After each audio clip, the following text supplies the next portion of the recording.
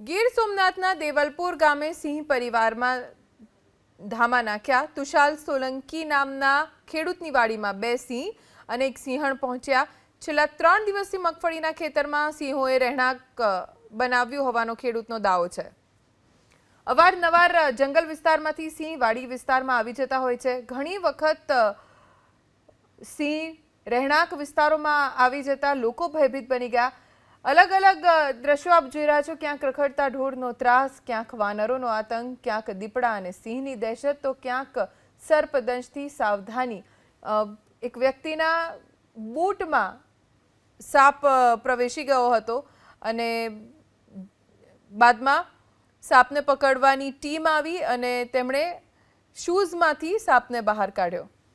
ગીર સોમનાથના દેવલપુર ગામે સિંહ પરિવારમાં ધામા નાખ્યા। તુષાલ સોલંકી નામના ખેડૂતની વાડીમાં બે સિંહ અને એક સિંહણ પહોંચ્યા।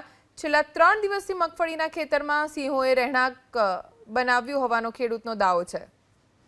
અવારનવાર જંગલ વિસ્તારમાંથી સિંહ વાડી વિસ્તારમાં આવી જતા હોય છે। ઘણી વખત સિંહ રહેણાંક વિસ્તારોમાં આવી જતા લોકો ભયભીત બની ગયા।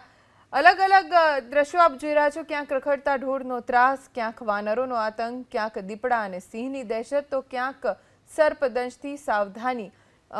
એક વ્યક્તિના બૂટમાં સાપ પ્રવેશી ગયો હતો અને બાદમાં સાપને પકડવાની ટીમ આવી અને તેમણે શૂઝમાંથી સાપને બહાર કાઢ્યો।